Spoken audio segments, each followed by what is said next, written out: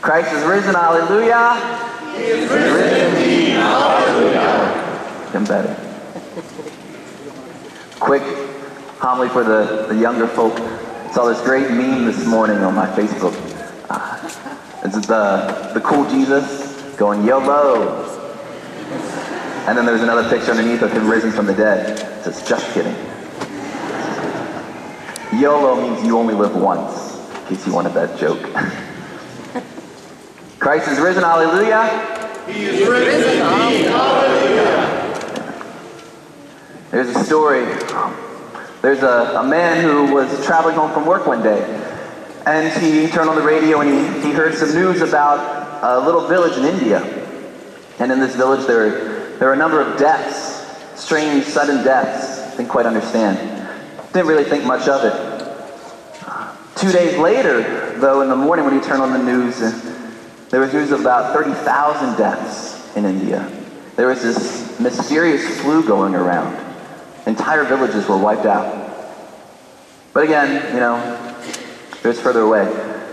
The next day when he woke up and he turned on the news, however, he found out that this mysterious flu, it moved from India to China, to the Middle East, and to Northern Africa. It was affecting millions of people. And there was no cure, they didn't even understand what it was. As that evening on the news, he had found out that the French president, he actually closed down the borders. So we can't allow anyone in. We got to contain this mysterious flu. The next morning he woke up, though, he saw a French reporter in tears. Her husband was in the hospital dying of this mysterious flu in Paris. It had gotten into Europe. They figured it out that the flu, once one is infected, 7 days go by before any symptoms appear. Then 4 days of really horrible symptoms and then death. So that evening, the President of the United States gets on the TV.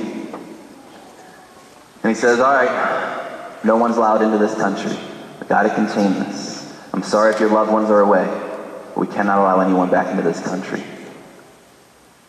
So Americans spend a couple days just in nervous anxiety. What's going to happen? Is this flu going to get here? Is it not?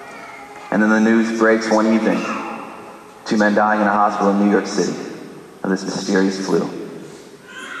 The next morning when this guy wakes up, he finds out that it's not just New York, but it's all the way in California, Washington, Texas, and Pennsylvania.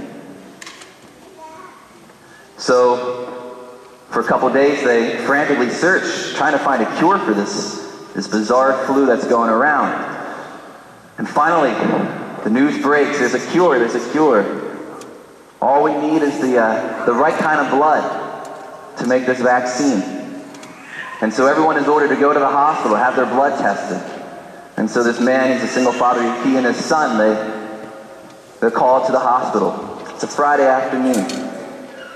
This man and his son, they get their blood tested, and then they're asked just to wait out in the parking lot for the name to be called. So they wait there, and there's thousands waiting with them, and they're not calling anybody's name. They're talking, they're figuring out what is going on. Is this the end of the world? Is this God's judgment? What's happening here? Finally, they see in the distance a man in the white coat. He's got a clipboard and he's coming. He's running out and he's screaming. He's very excited. He's screaming someone's name, but we can't quite figure out what he's yelling at. Finally, he keeps yelling. He's running right towards this man, and he's yelling. As he gets closer, he feels his son tug on his shirt. The son looks up and says, Daddy, he's calling my name. Why is he calling my name?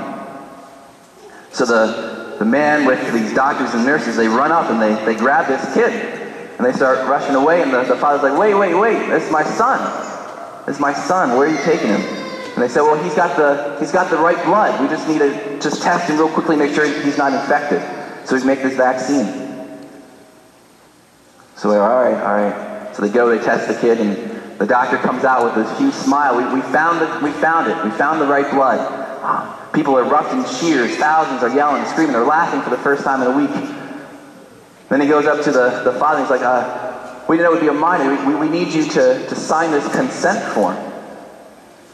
So the father takes the consent form and begins to sign his name, but then he looks down and he sees where it says pints of blood, the box is left empty. The father asks the doctor, how many pints are you going to take? And the doctor says, well, we didn't know it was going to be a child. The father says, how many pints are you going to take? The doctor responds, we need it all. We need it all. And the father said, well, this is my only son. It's my beloved son.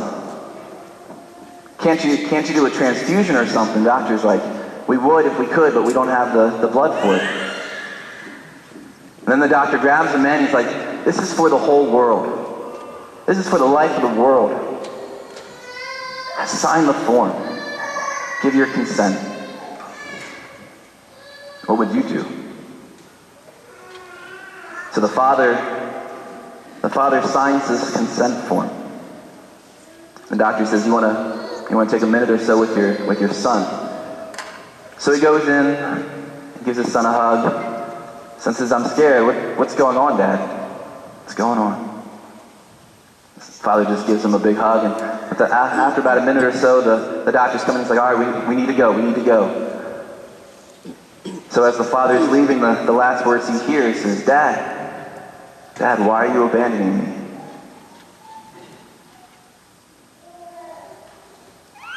Within the 3 days, the whole world has been cured. They've been given back their life. This imminent death has been overcome.